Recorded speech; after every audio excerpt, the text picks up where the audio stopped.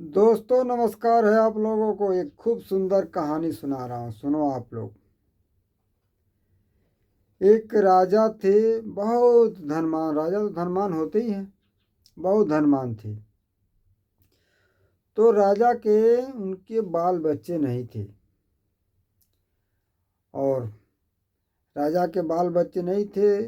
राजा बहुत पैसे वाले, राजा तो धनवान होते ही है, लेकिन राजा किसी को दान पुण्य करते नहीं थे, और न ही उनका कोई संतान था। तो राजा बहुत चिंता में थे कि हमारा राजपाट मैं हूँ तो चला रहा हूँ, और मेरे मर जाने के बाद कौन मेरा राजपाट चलाएगा, मेरा नाम निशान कौन चलाएगा, मेरा नाम खत्म हो जाएगा, और मेरा बाल बच्चे नहीं है। बहुत चिंता में रहते थे राजा। तो बड़े बड़े लोगों से मिलते जुलते थे, बुला बुला के कि क्या उपाय करूं कि मेरा पुत्र जन्म ले, मेरा कोई राजपाट को चलाने के लिए, संभालने के लिए कोई लड़का हो।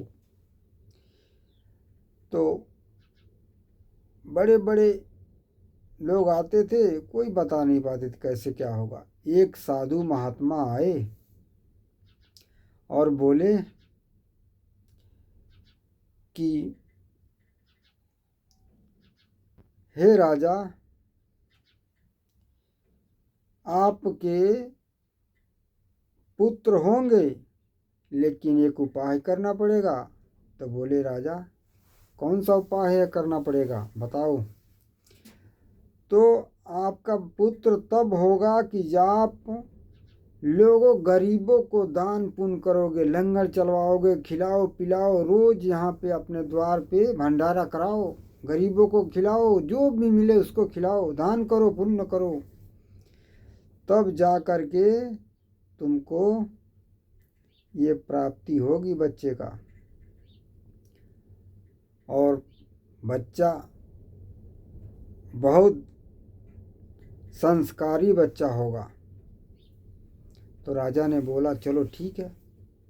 डुगडुगी पिटवा दिए पूरे राज्य में, और बोले फला तारीख से हमारे द्वार पे, हमारे राज्य में लंगर चलेगा, भंडारा होगा, भोजन होगा, सब गरीबों को फला तारीख से आप लोग जुटो और भंडारा पाओ, और आपने दान पुण्य पाओ, अपने घर लेके जाओ।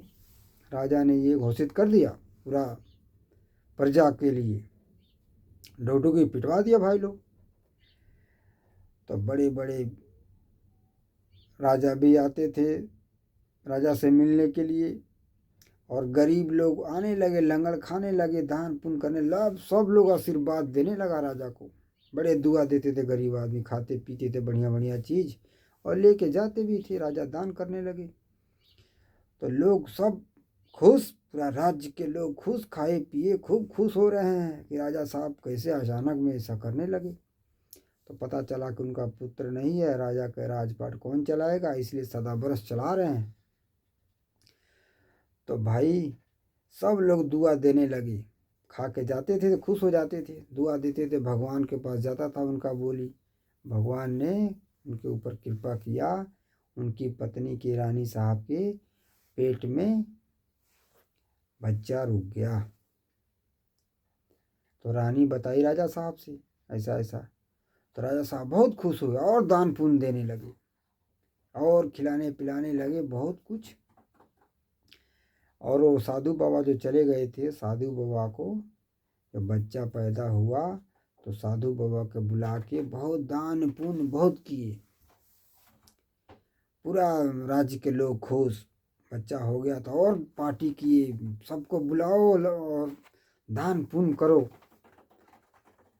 ते ही भाई, भलाई जब जो कोई करेगा ना, तो आगे चल के उसका अच्छा मार्ग ही मिलेगा, धन दौलत किसी काम का नहीं है। तो वो लड़का पैदा हुआ, बहुत राजा खुश, बड़े हर राज्य में न्योता भेज दिए, पार्टी है इस तारीख को, बच्चा मेरा हुआ है, ऐसा ऐसा। बड़े बड़े ब्राह्मण लोग आए नाम रखने के लिए, बड़े बड़े महात्मा लोग आए, बहुत भंडारा चला, दान पुण्य और राजा किए। तो दान पुण्य करने से आदमी का चरित्र बहुत प्रबल हो जाता है भाई, दुनिया में नाम हो जाता है भगवान के नज़र में और दुनिया नज़र में अच्छा हो जाता है। तो राजा लोग को ये करना चाहिए भाई लोग, या राजा तो नहीं है लेकिन गरीब आदमी को, जो अमीर आदमी अगर खिलाता पिलाता है, दान पुण्य करता है ना, उसके पास पैसा है, दौलत है, तो भाई उसका ऊपर वाला देखता है, उसके भलाई करेगा।